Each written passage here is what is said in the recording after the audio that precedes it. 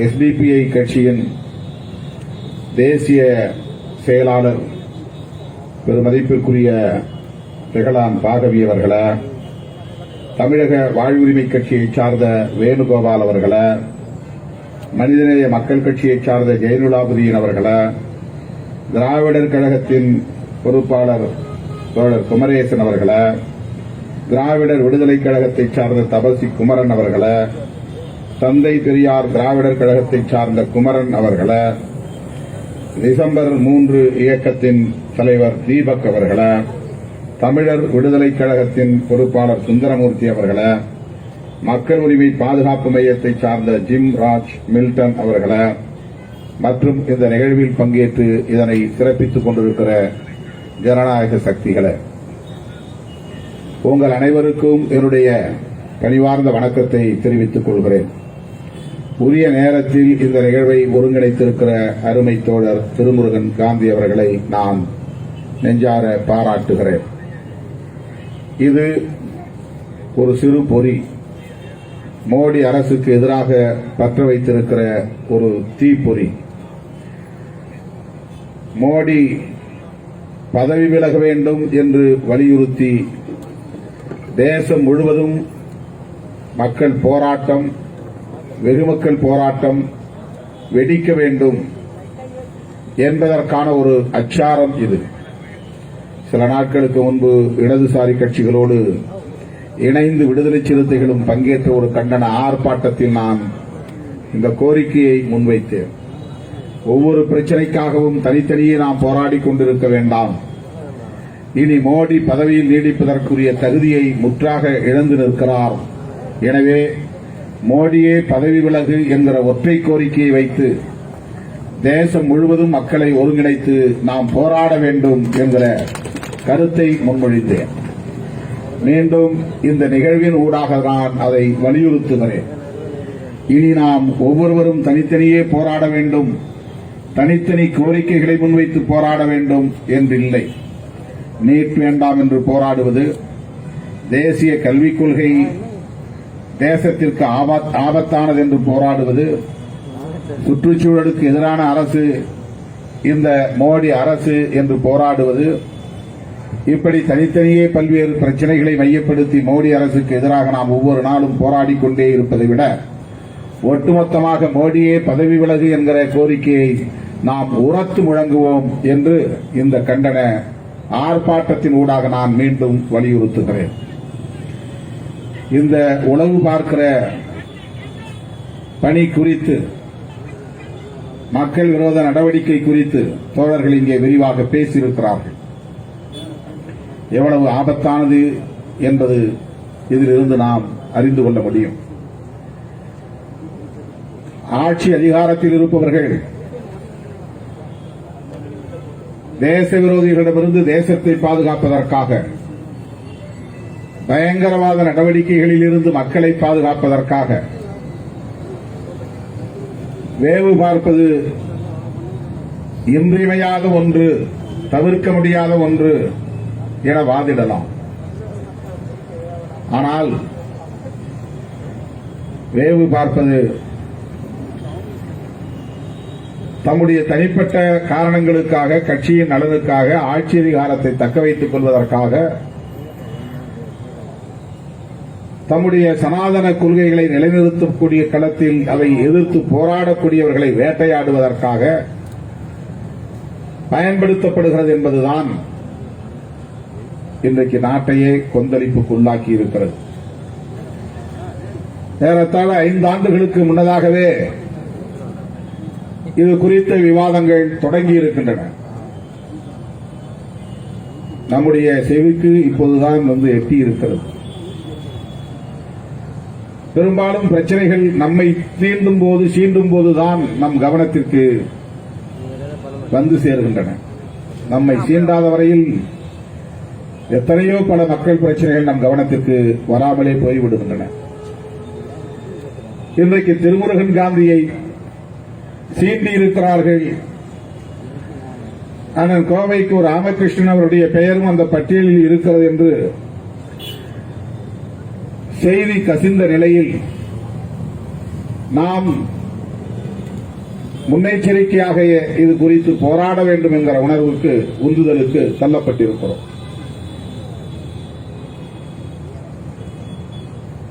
நாடு மிகவும் ஆபத்தான நிலையில் ஒரு நெருக்கடியான சூழலில் சிக்கியிருக்கிறது. இஸ்ரேல் அரசு ஒப்புதலோடுதான் அந்த NSO நிறுவனம் பிற தேசங்களுக்கு, பிற அரசுகளுக்கு இந்த மென்பொருளை விற்க வேண்டும் என்று சொல்லப்படுகிறது. ஆகவே அரசுக்கும் இடையிலான ஒப்பந்தத்தின் அடிப்படையில் இந்த வணிகம் நடந்தேறியிருக்கிறது. NSO என்கிற அந்த மென்பொருள் தயாரிப்பு நிறுவனம் தனிப்பட்ட முறையிலே அவர்கள் அதை வணிக நிறுவனமாக நடத்தினாலும் அவர்கள் தயாரித்திருக்கிற வேவு பார்க்கிற, உளவு பார்க்கிற இந்த மென்பொருள் தனிநபர்களின் கைகளில், தனியார் கைகளில் சிக்கிக் கொள்ளக்கூடாது என்கிற பொறுப்புணர்வோடு அரசுகளிடம் விற்பனை செய்கிறார்கள் என்பதை நாம் எதிர்க்கவோ அல்லது கண்டிக்கவோ முடியாது. ஆனால் அதை வாங்கக்கூடிய அரசு எப்படி அதை பயன்படுத்துகிறது என்கிற போது ஒட்டுமொத்தமாக இந்த தயாரிப்பே மிகவும் ஆபத்தானது, மனிதகுலத்திற்கே ஆபத்தானது என்பதை உணர்த்துகிறது. இந்திய அரசு இதுவரையில் நாங்கள் இப்படி ஒரு மென்பொருளை வாங்கவில்லை என்று திட்டவட்டமாக மறுக்கவில்லை. இந்த குற்றச்சாட்டுகள் போலியானவை, ராகுல் காந்தி உள்ளிட்ட முக்கிய நபர்களை நாங்கள் உளவு பார்க்கவில்லை என்கிற அளவிலே மட்டும்தான் மத்திய அரசு தரப்பிலிருந்து விளக்கம் வந்திருக்கிறது. ஆனால் பீமா கோரேகான் வழக்கை பற்றி தொடர் திருமுருகன் இங்கே குறிப்பிட்டார். புரட்சியாளர் அம்பேத்கரின் குடும்பத்தை சார்ந்த ஆனந்த் தெல்துமுடே அவர்களின் மின்னஞ்சலில் இருந்து அவரே அனுப்பியதைப் போல தகவல் வெளியாகியிருக்கிறது. 16 பேர் கைது செய்யப்பட்டிருக்கிறார்கள்.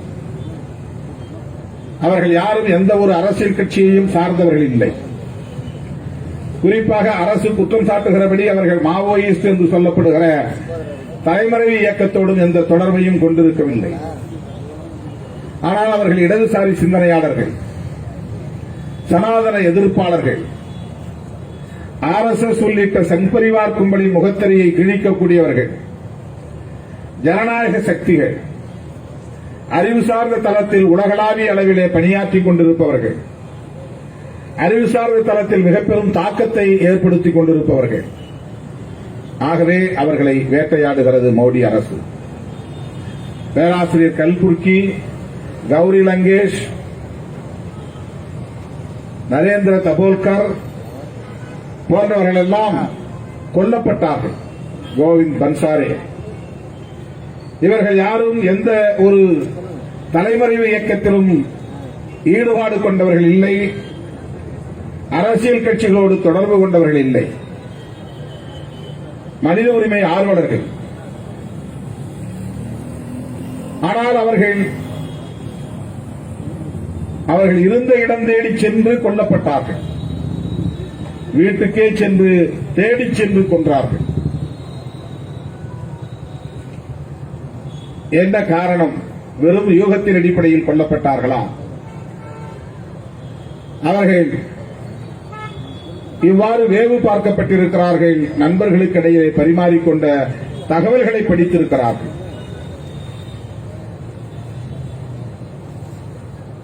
நாட்டுக்கு நலம் பயக்கும் நடவடிக்கைகளில், ஜனநாயக சக்திகளை ஒருங்கிணைக்கும் பணிகளில்,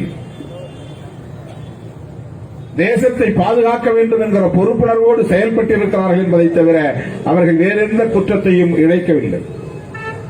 ஆனால் அவர்களுடைய நடவடிக்கைகள் சங்பரிவார் கும்பலின் திட்டங்களுக்கு எதிராக இருக்கின்றன. அவர்களை ஒவ்வொரு அங்குலத்திலும் அம்பலப்படுத்தக்கூடிய ஆற்றல் பெற்றவர்களாக அவர்கள் இருக்கிறார்கள். RSS உள்ளிட்ட சங்பரிவார் அமைப்புகளை சார்ந்தவர்கள் என்ன செய்கிறார்கள், மக்களுக்கு எதிராக எப்படி திட்டமிடுகிறார்கள் என்பதை அம்பலப்படுத்தக்கூடிய ஆற்றலை பெற்றவர்களாக விளங்குகிறார்கள்.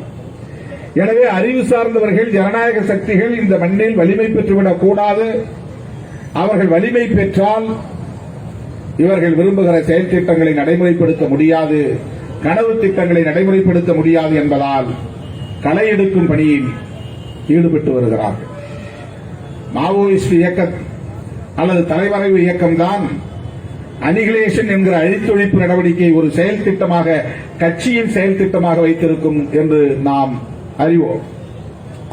ஆனால் அப்படி தலைமறைவு இயக்கமாக இல்லாத RSS, வெளிப்படையாக மக்களோடு இயங்குகிற RSS அனிகிலேஷன் என்கிற அழித்தொழிப்பு செயல் திட்டத்தை கட்சியின் செயல் திட்டமாகவே வைத்திருக்கிறது என்பதை நாம் புரிந்து கொள்ள வேண்டும்.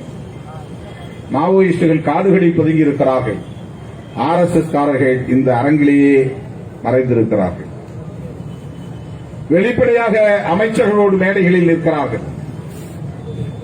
மாவோயிஸ்டுகள் ஆயுதங்களை காடுகளில் பயிற்சி பெறுகிறார்கள், ஆயுதங்களை ஏந்தி பயிற்சி பெறுகிறார்கள். இவர்கள் ஆயுதங்கள் இல்லாமலேயே, அத்தகைய பயிற்சி இல்லாமலேயே வெகு மக்களுக்கு விரோதமாக வன்முறையை கட்டமைத்து விடுகிறார்கள். பீமா கோரேகான் வழக்கில் அப்படித்தான் அது தொடங்குகிறது. புரட்சியாளர் அம்பேத்கரின் வழியை பின்பற்றி அந்த வெற்றி சின்னத்தை வணங்குவதற்காக சென்ற, வீரவணக்கம் செலுத்துவதற்காக சென்ற பல்லாயிரக்கணக்கான மக்களின் அந்த பேரணியிலே ஊடுருவி வன்முறையை கட்டவிழ்த்து விட்டவர்கள் சங் பரிவார் அமைப்புகளை சார்ந்தவர்கள். துப்பாக்கிச் சூடு நடத்தியவர்கள் போலீசார் அல்ல, சங் பரிவார் அமைப்புகளை சார்ந்தவர்கள். ஆக போலீசாரின் கைகளில் ஆயுதங்கள் இருப்பதைப் போல எந்த உரிமமும் இல்லாமல், லைசன்ஸும் இல்லாமல் ஆயுதங்களை வைத்துக் கொள்ளுகிற ஒரு கும்பலாக இன்றைக்கு நாடு முழுவதும் திரிகிறவர்கள் சங் பரிவார் அமைப்புகளை சார்ந்தவர்கள். எந்த நேரத்திலும் நாம் குறிவைக்கப்படலாம். நம்முடைய வீடு தேடி வந்து அவர்கள் நம்மை படுகொலை செய்யலாம். அப்படிப்பட்ட அவர்களின் முகத்திரையை கிழிக்கக்கூடிய, களத்திலே நின்று பணியாற்றக்கூடிய அறிவு சார்ந்த ஜனநாயக சக்திகளை குறிவைத்து வேட்டையாடுகிறார்கள் என்று சொன்னால் அவர்களை அடையாளம் காண்பதற்கு இந்த பெகாசஸ் என்கிற மென்பொருள் அவர்களுக்கு பயன்படுகிறது. ஏனென்றால் அவர்கள் யாரும் நம்மை போன்ற தலைவர்களோடு நின்று படம் எடுத்துக் கொண்டவர்கள் இல்லை, விளம்பரத்தை விரும்பக்கூடியவர்கள் இல்லை, ஊடகங்களில் முகம் காட்டக்கூடியவர்கள் இல்லை. ஆனாலும் அவர்கள் எப்படி அடையாளப்படுத்தப்படுகிறார்கள், அடையாளம் காணப்படுகிறார்கள்? எழுத்தாளர்களாக மட்டுமே அறிவுத்தளத்திலே அடையாளம் காணப்படுகிற அவர்களை வீடு தேடி சென்று படுகொலை செய்யக்கூடிய அளவுக்கு இங்கே ஒரு பாசிசம் தலைவிரித்தாடுகிறது என்றால் இது எவ்வளவு ஆபத்தானது என்பதை நாம் புரிந்து கொள்ள வேண்டும் தோழர்களே. அடுத்து இந்தியாவில் தேர்தலையே நடத்தாமல் ஒரு எமர்ஜென்சியை கொண்டு வர வேண்டும். அதன் மூலம் அவர்கள் அரசியலமைப்பு சட்டத்தையே உதறி எறிந்து விட வேண்டும். அவர்கள் விரும்புகிற புதிய அரசியலமைப்பு சட்டத்தை பிரகடனம் செய்ய வேண்டும். இந்த தேசத்தின் பெயரை மாற்றி இந்து ராஷ்டிரம் என அறிவிக்க வேண்டும். இதுபோன்ற பல கனவு திட்டங்கள் அவர்களுக்கு உண்டு. சனாதன தர்மத்தை அவர்கள் இந்தியாவின் அரசியலமைப்பு சட்டமாக அறிவிப்பதையே தம்முடைய நோக்கமாக கொண்டிருக்கிறார்கள். சாதி அடிப்படையில் உணர்வுகளை தூண்டிவிட்டு மதவெறியை வளர்க்கிறார்கள். மதவெறியை வளர்ப்பதற்கு சாதி உணர்வு அவர்களுக்கு தேவைப்படுகிறது. ஆகவே சாதி உணர்வின் மூலம் சமூகத்தை ஓபிசி என்கிற அடையாளத்தோடு அணிதிரளக்கூடியவர்களை உடைக்க வேண்டும். ஷெட்யூல் காஸ்ட் என்கிற அடிப்படையில் இந்தியா முழுவதும் 30 கோடி மக்கள் ஒருங்கிணையக்கூடிய அந்த ஒற்றுமையை உடைத்தெறிய வேண்டும். ஒவ்வொரு சாதியையும் தனித்தனியாக சாதி உணர்வூட்டி அவர்களை உடைப்பதன் மூலம்தான் ஷெட்யூல் காஸ்ட் என்கிற நியூமரிக்கல் ஸ்ட்ரெங்த் எண்ணிக்கை பலத்தை உடைக்க முடியும். ஓபிசி என்கிற இதர பிற்படுத்தப்பட்டவர்கள் இந்திய அளவிலே ஒருங்கிணைவதை உடைத்தெறிய முடியும். ஒவ்வொரு சாதிக்கும் ஒவ்வொரு வரலாறு இருக்கிறது, பாரம்பரியம் இருக்கிறது, பெருமை இருக்கிறது என்று அவர்களை நாடி சென்று தேடி சென்று ஊக்கப்படுத்துகிற பணிகளில் ஒரு பிரதமரே உள்துறை அமைச்சரே ஈடுபடுகிறார் என்றால் இதன் நோக்கத்தை நீங்கள் புரிந்து கொள்ள வேண்டும். ஒரு மாநிலத்தில் ஒரு 10 லட்சம் பேர் கூட இல்லாத சமூகத்தை கூட 5 லட்சம் பேர் அளவில் கூட இல்லாத ஒரு சமூகத்தையும் கூட அவர்கள் அணிதிரட்ட முயற்சிக்கிறார்கள். அப்படிப்பட்ட சாதி சங்க தலைவர்களை வீடு தேடி போய் பார்க்கிறார்கள். ஒடுக்கப்பட்ட மக்களின் குடிசைகளுக்குள் புகுந்து சாப்பிடுகிறோம் என்று சாப்பிடுகிற வேலை திட்டத்தையே அவர்கள் சமூக பிளவுக்கு பயன்படுத்துகிறார்கள். இப்படி சாதி அடிப்படையில் சமூகங்களை பிளவுபடுத்தி மதவெறியை தூண்டி இந்து பெரும்பான்மைவாதத்தை இங்கே நிலைநிறுத்துவதன் மூலம் தொடர்ச்சியாக ஆட்சி அதிகாரத்தில் தாங்கள் நீடிக்க முடியும் என்று நம்புகிறார்கள். எதிர்த்து அரசியல் செய்யக்கூடிய கட்சிகளை பிளவுபடுத்துவதிலும் பாழ்படுத்துவதிலும் தீர்க்கமாக இருக்கிறார்கள். மொழி உணர்வு, பிராந்திய உணர்வு கூடாது. மொழி உணர்வு இந்திய தேசம் என்கிற அவர்களின் இந்து தேசத்தை கட்டமைக்க எதிராக நிற்கிறது. இந்து உணர்வுக்கு எதிராக நிற்கிறது. தமிழன் என்கிற அடிப்படையிலே ஒருவன் இணைந்தால் அவனை இந்துவாக ஒருங்கிணைக்க முடியாது. ஆகவே தமிழனை சாதி அடிப்படையிலே பிளந்தால் அவனை இந்துவாக ஒருங்கிணைத்து விட முடியும். எனவே மொழி உணர்வு கூடாது, இன உணர்வு கூடாது, மொழிவழி தேசியம் கூடாது. அப்படிப்பட்ட அந்த அரசியலையும் அழித்தொழிக்க வேண்டும். இவற்றுக்கெல்லாம் எல்லோரையும் கண்காணிக்க வேண்டும். திருமுருகனும் கோவைக்கு ராமகிருஷ்ணனும் மொழி அடிப்படையிலே இன அடிப்படையிலே மக்களை ஒருங்கிணைக்கக்கூடிய வேளையில் தங்களை முழுமையாக ஒப்படைத்துக் கொண்டிருக்கிறார்கள் என்றால் அவர்களின் இந்து ராஷ்டிர கனவு நிறைவேறாது. இந்து ராஷ்டிர கனவு நிறைவேற வேண்டுமானால் இந்து என்கிற உணர்வு மேலோங்க வேண்டும். இந்து என்கிற உணர்வு மேலோங்க வேண்டுமானால் சாதி உணர்வு இங்கே கொழுந்துவிட்டு எரிய வேண்டும். மொழி உணர்வு வளரக்கூடாது, இன உணர்வு வளரக்கூடாது. மொழி உணர்வும் இன உணர்வும் சாதி உணர்வை பின்னுக்கு தள்ளுகிறது. மொழி உணர்வும் இன உணர்வும் மத உணர்வை பின்னுக்கு தள்ளுகிறது. ஆகவே சாதி உணர்வை தூண்டி தூண்டி சாதி அடிப்படையிலே பிளவுபடுத்துவதன் மூலம்தான் மத உணர்வை, மத வெறியை நீரூற்றி வளர்க்க முடியும்.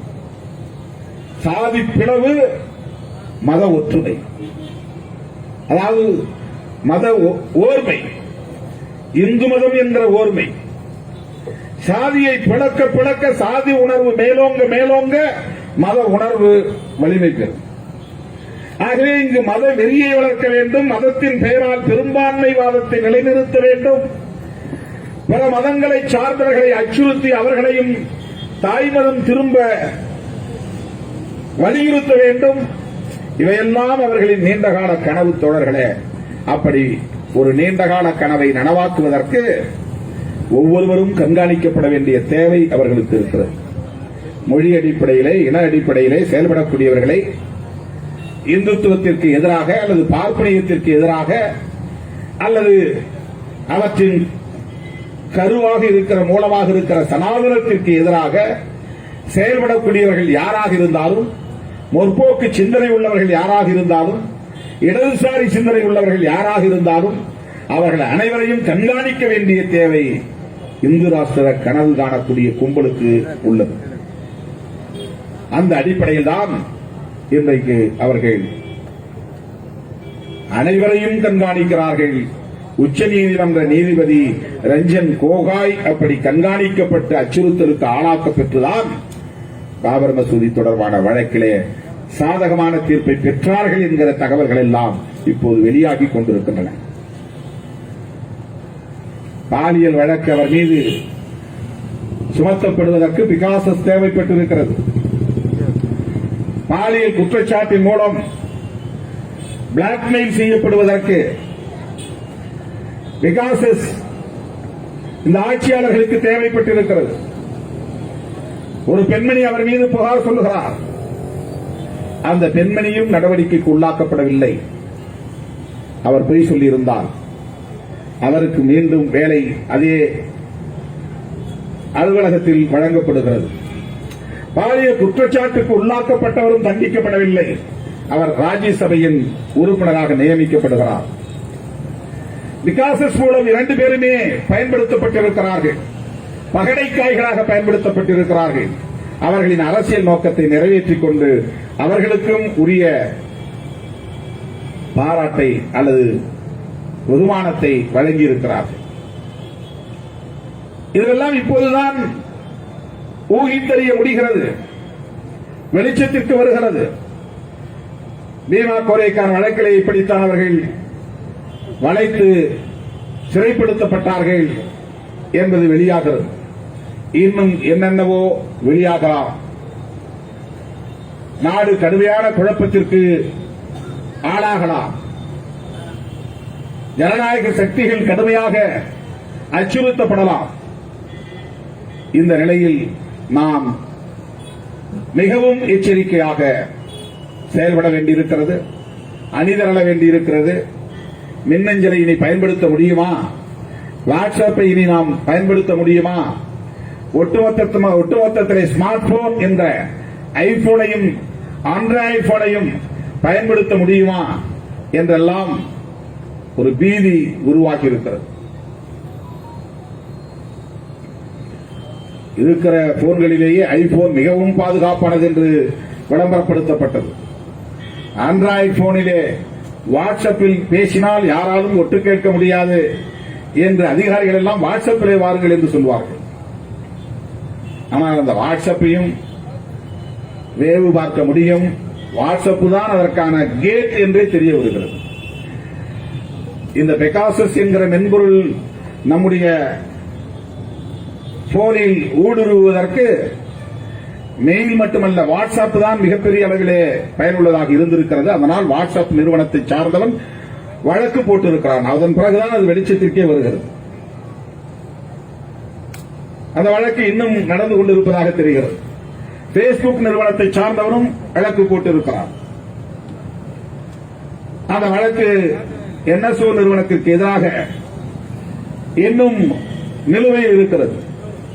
ஆகவே வேவு பார்ப்பது மிகவும் ஆபத்தானது என்பதை விட மிகவும் இழிவானது, மிகவும் கேவலமானது.